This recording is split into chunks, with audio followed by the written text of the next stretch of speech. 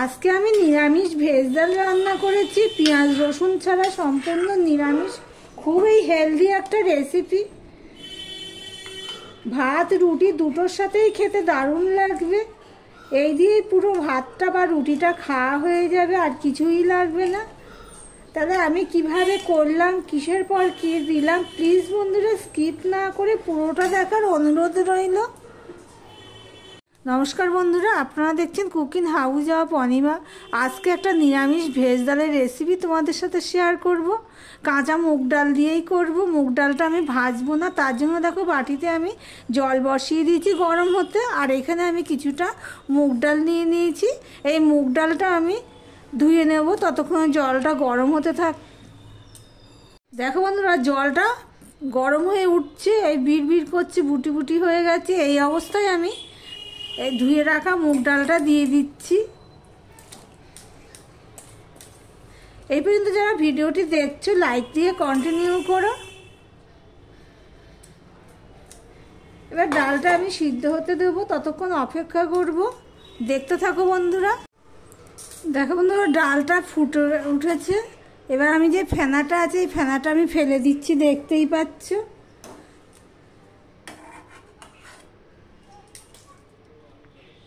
ফেনাটা ফেলে দিলে ডালের স্বাদ হয়। ডালটা দেখো কি তাড়াতাড়ি ফুটে গেছে। দেখো বন্ধুরা, ডালটা পুরো সিদ্ধ হয়ে গেছে। এবার আমি এখানে হাফ চামচের একটু বেশি আমি ধনের গুঁড়ো দিয়ে দিলাম, হাফ চামচের একটু বেশি আমি জিরের গুঁড়ো দিয়ে দিলাম সামান্য একটু হলুদ। আমার ভিডিওটি যদি ভালো লেগে থাকে প্লিজ লাইক কমেন্ট শেয়ার করে দিও। যারা নতুন বন্ধু ভিডিওটি দেখছো এখনও পর্যন্ত সাবস্ক্রাইব করোনি, তাদেরকে বলবো চ্যানেলটি সাবস্ক্রাইব করে পাশে থাকার জন্য। দেখো বন্ধুরা, সম্পূর্ণটা তোমাদের সাথে কথা বলতে বলতে মিশিয়ে দিয়েছি। ডালটা দেখতেই পাচ্ছ পুরোটাই সিদ্ধ হয়ে গেছে। এবার ডালটা আমি নামিয়ে একটা কড়াই বসিয়ে দিচ্ছি। এবার ডালের সাথে যা যা দেবো সেগুলো সব আমি কেটে নিয়েছি। এই দেখো বন্ধুরা,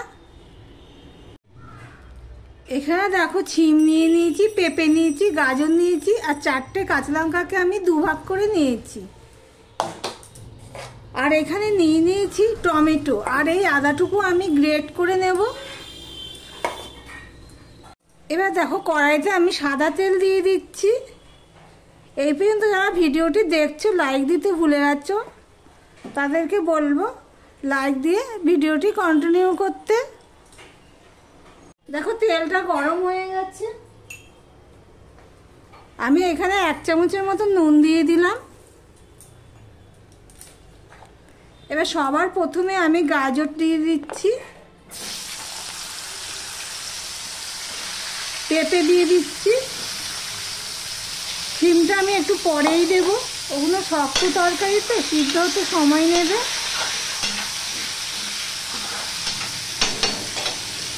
আমি ঢাকা দিয়ে দিলাম, ভাজার মধ্যে আমি সিদ্ধ করে নেব, যেহেতু ডালটা আমার সিদ্ধ হয়ে গেছে।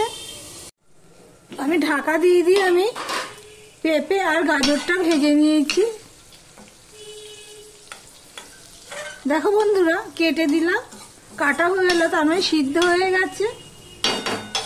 এবারে আমি এখানে যে ছিমটা রয়েছে সেই ছিমটাও আমি এর মধ্যে দিয়ে ভেজে নেব,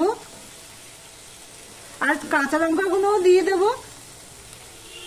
আর দেখো যে আমি আদার টুকরোটা রেখেছিলাম সেটা গ্রেট করে নিয়েছি। এবার এটাও আমি ছিমের সাথে এটা সম্পূর্ণটা মিশিয়ে নিচ্ছি, কেননা ওখানে তো নুন দেওয়া গেছে, সেই জন্য আমি ঢাকা দিয়েই ভেজে নেব। দেখতে থাকো বন্ধুরা।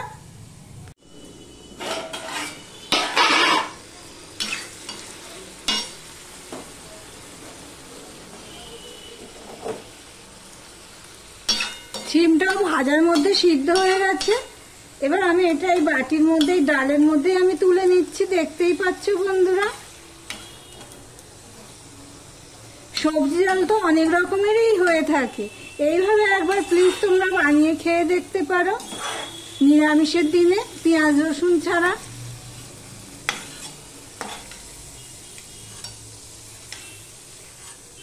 আমি আর তেল দেবো না, যা তেল আছে এতেই আমি করে নেব, কেননা সবজির মধ্যে অনেকটাই তেল দেওয়া গেছে। এবারে একটা শুকনো লঙ্কা আমি ফোড়নে দিয়ে দিলাম,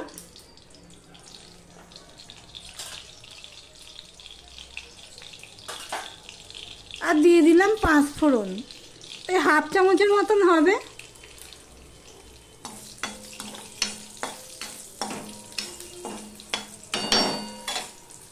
পাঁচ ফোড়নটা হয়ে গেছে, এবার আমি একটু নুন দিয়ে দিলাম,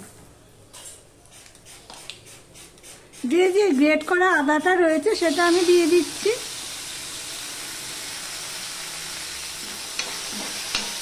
আদাটাকে একদম পুরো লাল লাল করে ভেজে নিতে হবে। দেখো আদাটা লাল লাল করে ভাজা হয়ে গেছে। এবার এর মধ্যে দিয়ে দিচ্ছি টমেটো। টমেটোর পরিমাণটা একটু বেশিই দেবে, তাহলে খেতে ভালো লাগবে, টক টক হবে। এই টমেটোটা আমরা গলে যাওয়া পর্যন্ত অপেক্ষা করব। দেখো বন্ধুরা টমেটোটা নরম হয়ে গেছে, এই দেখো হাতা দিয়ে প্রেসার দিলেই দেখেছ পুরো পেস্ট হয়ে যাচ্ছে। আমি এখানে হলুদ দিইনি,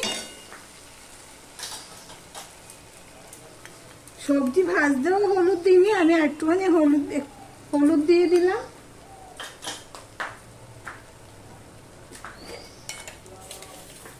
দিয়ে দিলাম 2 চামচের মতন চিনি।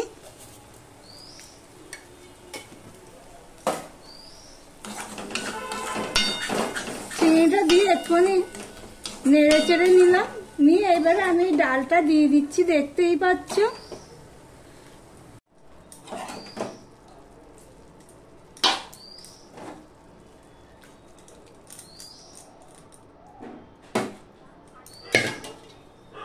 দেখো বন্ধুরা কি সুন্দর দেখতে হয়েছে, একদম থকথকে। এই দিয়েই পুরো ভাতটা খাওয়া হয়ে যাবে, নিরামিষের দিনে আর কিছুই লাগবে না। আমি যেহেতু ফোড়ন দিয়েছি, আমি ফোড়নের পরে একটুখানি এটা 2 মিনিটের মতন ফুটিয়ে নেব। দেখতে থাকো বন্ধুরা, স্কিপ করো না। আমি একটু নুন দিয়ে দিলাম, আমি দেখলাম টেস্ট করে আর একটু নুন লাগবে, তাই জন্য টেস্ট অনুযায়ী নুন দিয়ে দিলাম। এবার আমি 2 মিনিটের উপরে হবে ফুটিয়ে নিয়েছি। এবার আমি দিয়ে দিচ্ছি ধনেপাতা।